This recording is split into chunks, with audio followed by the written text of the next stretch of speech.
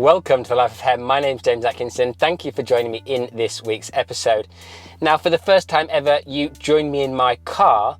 I've never vlogged in my car before. I see lots of people doing it and I'd never fancied it, but you know, as we can't really go out very much at the moment, we're in lockdown and all those kind of things, I thought this is a perfect opportunity. I only go to the supermarket once a week just to stick to strict quarantine measures, so I thought, well, I'm just going to steal this opportunity to vlog in the car. And I just wanted to also say a massive thank you to everybody that has become a patron this week. Big 5 numbers this week, 1 in the first week, 5 this week, so amazing. And I'm just going to give them all a big shout out right now. So thank you to Peter, Joshua, Laura, Sadie and Bertha. You guys are amazing, and I really look forward to engaging with you over on the Patreon page in the next couple of weeks in the live episodes, where we can really dig deep into some interesting colour theory. Now, I can't stay in my car much longer because it is such a hot day here today and I'm literally pouring with sweat. I'm sure you can see that. So I'm not sure vlogging in the car is a good idea. I know a lot of people do it, but it's killing me. And I hope you enjoyed today's episode, and if you do, hit that thumbs up button, smash the subscribe button if you haven't already. It is hugely appreciated, and don't forget to leave a comment down below. All your comments are so valuable to me, and I really do my best to get back to every single one of you. So have a wonderful week, stay safe, stay sane, and enjoy today's episode. And this is what we're starting with, an old set of highlights that we're going to give a little bit more life and interest. This is the pre-section straight down the center back to give us 2 large panels, a triangle section in the crown area to deal with the crown area completely separately, and then we're going to subdivide the front sections into 4 sections that we are going to foil through diagonally, or herringbone as some people would call it.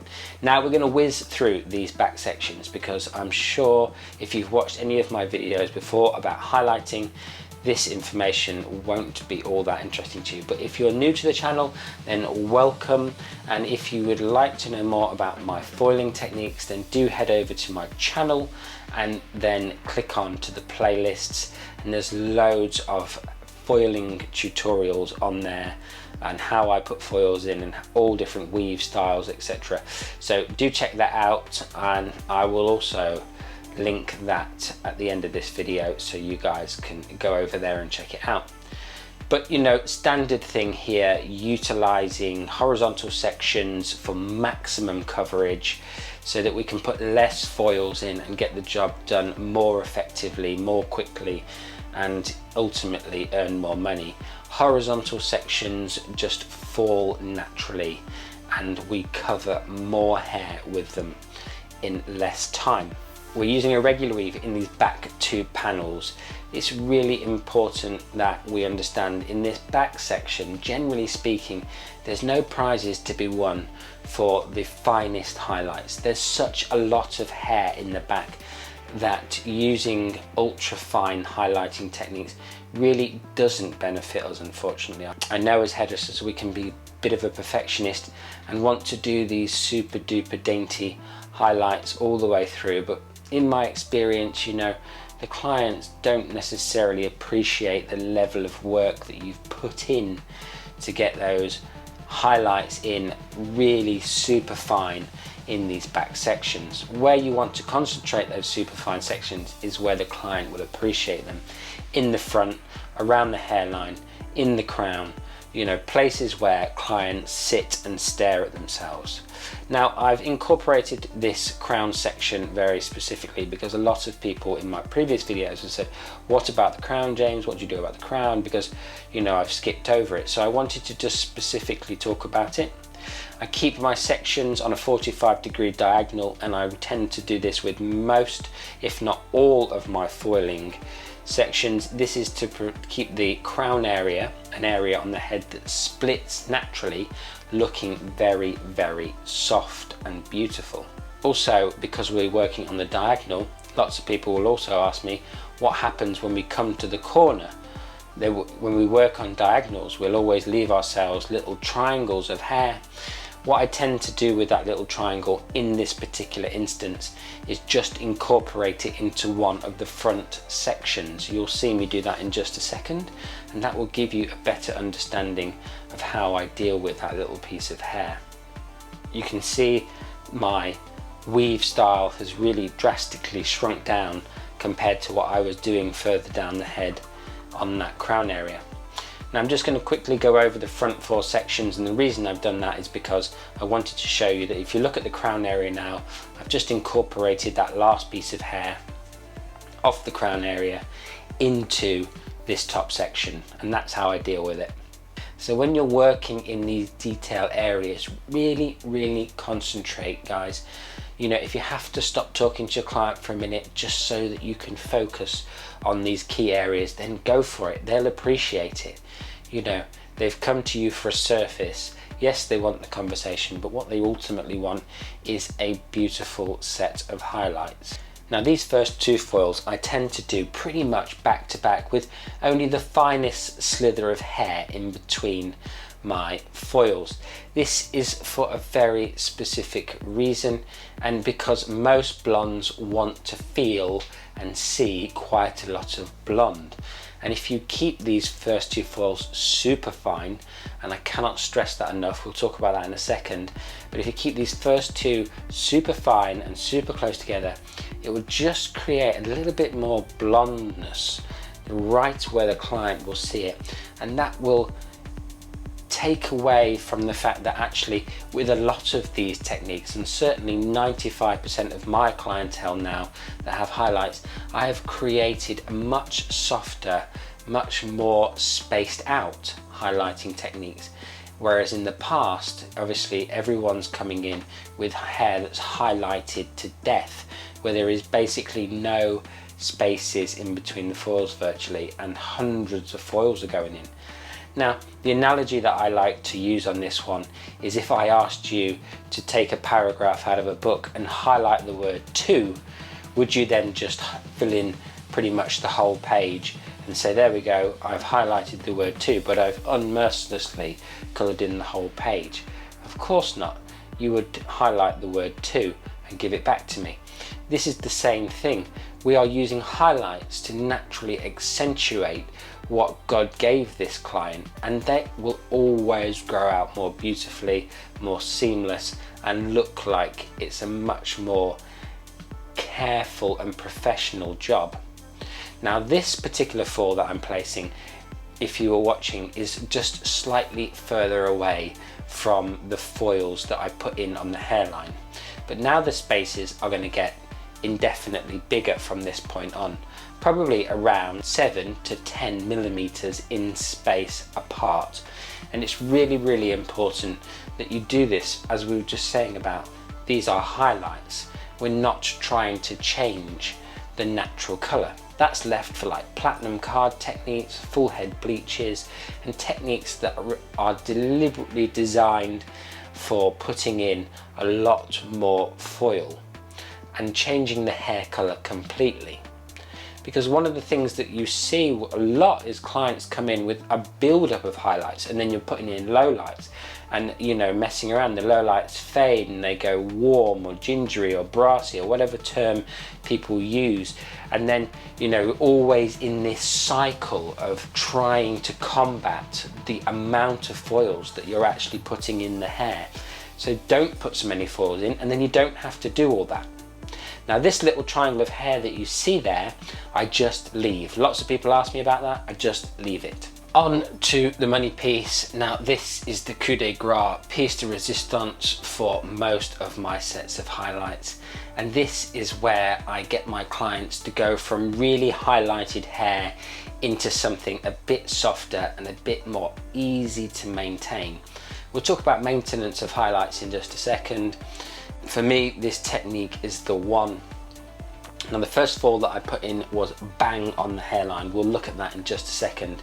This second section is weaved, but there is no gaps in between these sections. Now this is to give the colour a nice bit of pop around the face. We don't want Jerry Halliwell Spice Girls face framing, but we definitely do want it visible, and so the client can appreciate that they've got something with a little bit more detail and precision around their hairline. So this third section is equally very, very fine, with no spaces in between this and the first two sections. Now, before I carry on with this section that I'm currently painting in, I'm going to pop over to the side and paint my 3 foils that are back to back in that section, starting from the very, very front hairline, as I mentioned a moment ago. Now, when you do this very, very front hairline, quite often people will leave out these tiny little hairs that aren't as long as the rest because, you know, they don't feel like it's going to impact the colour at all. Well, definitely don't leave them out. That would be my advice, especially if you're creating that pop of colour around the front hairline. It is mega, mega important that we give that definition to the hairline and that we incorporate these small hairs, especially if the hair's darker, because it can look like we created a little shadow around the front hairline that definitely does not look like we spent the time and effort to get all these little hairs and take our work to the next level. So as I said before, we're going to keep these first 3 sections super close together. No spaces, very, very fine, keeping everything super, super micro. And I say this because I have taught many a class where I really emphasize and drive home that information. And then when I come around to check, regular stitches and all sorts of things are happening that we didn't want, because you're just going to create really, really stripy effect. Now, when we are using highlights to create softer effects, the thickness of our sections, the weave, is becomes so important. We need it to be ultra fine, because all we do, putting larger spaces in between your foils and maintaining a regular stitch, only creates these high contrast, stripy looking highlights. Now that is something that none of us want to achieve when we are doing highlights. So if you're going to space out your highlights, make sure that you keep your sections super, super fine. Now once we've done this third section, you will note that there is a little bit more of a space in between this section and the next one. Once we have done our third section, we're going to take a section that you will note is slightly wider. This means that we're going to start increasing the spaces in between our foils, but we do want to keep our foils super fine still. As I said a minute ago, don't be tricked into now going back into a regular stitch. And also, when you're doing these techniques, really, really concentrate. Don't become distracted and start putting in foils with no additional space in between them, because you'll just ruin the effect. You'll see that this particular foil is pretty much exactly the same space as the previous section. And this theme will continue as we work through this top section. Every couple of foils, we shall space out our foil a little bit further from the previous 2. And that is so that when we get to that crown area, we have got a definite contrast and separation between our highlights. But we are doing such a fine weave that we won't get stripes. And I can assure you that when you do this, 1, you do less foils, 2, the client really appreciates those high detail looking highlights. And also, we're not permanently combating highlights and lowlights. It's a really common phenomenon when people come to me, they say, oh yeah, I have 2 blondes and a low light. Now low lights fade, they go warm, brassy, whatever. They are just a pain to deal with in the long run. So try and find a technique for you that doesn't necessarily incorporate using a low light. I do low light hair, don't get me wrong, but it is only when I absolutely have to is when I will incorporate a low light into the hair. They are more trouble than they're worth 9 times out of 10. You can see now the spaces have increased slightly further. We are at roughly 5mm spaces now from the previous foil, and we're doing exactly the same thing. We're taking a very, very fine weave off the top of the slice section that we took. This is just to ensure that we keep that beautiful soft transition on the highlights, because as soon as you get too heavy-handed, you are going to know about it once you have done your wash off. Now if you do that then, and you've created this very stripy effect, it can be rectified, and I have a video about rectifying stripy highlights with toning techniques over in the playlists. So again, there's loads of resources over there for you guys to help you grow your skills, so when you're ready to go back to the salon after this quarantine period, you can hit the ground running. It does feel very strange for me to be standing here watching myself work in normal conditions. When I know I go back to work, it's certainly not going to look or feel like this. The job will be the same as always, but how we operate is definitely not going to be the same. Let me know down in the comments section how you feel about going back to work. I know personally, I feel a sense of trepidation that I'm going to be re-entering the workplace in this whole new way of being. PPE and new stricter ways of being hygienic, etc. And I'm all for it, don't get me wrong, but it's like anything that's new, isn't it? It creates that level of anxiety because we don't know what to expect. I'd love to hear what you guys think. So keeping it super fine, as you can see here, don't let your concentration slip. We're just going to quickly recap these sections. So the first 3 are pretty much back-to-back sections. You can leave a little bit of hair out if you so wish. I haven't in this instance, but you can. Then you've got to start spacing your foils out. It's your choice how much you space them out. In my particular instance here, I went to 2 mils, to 3 mils, to 5 mils, and then I worked my way to the crown area. Once I'd worked my way to the crown area, then I've just come over to the opposite side and finished off the technique. I'm sure you don't need a repeat.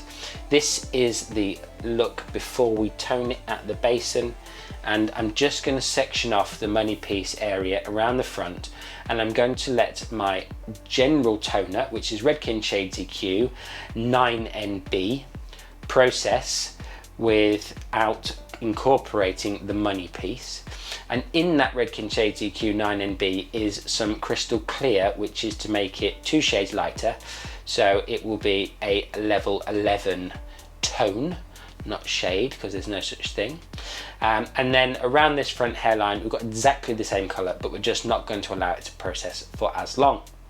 And this is the finished look. You have got that definitely defined money piece section around the front, and then beautiful, soft, natural looking highlights throughout the rest.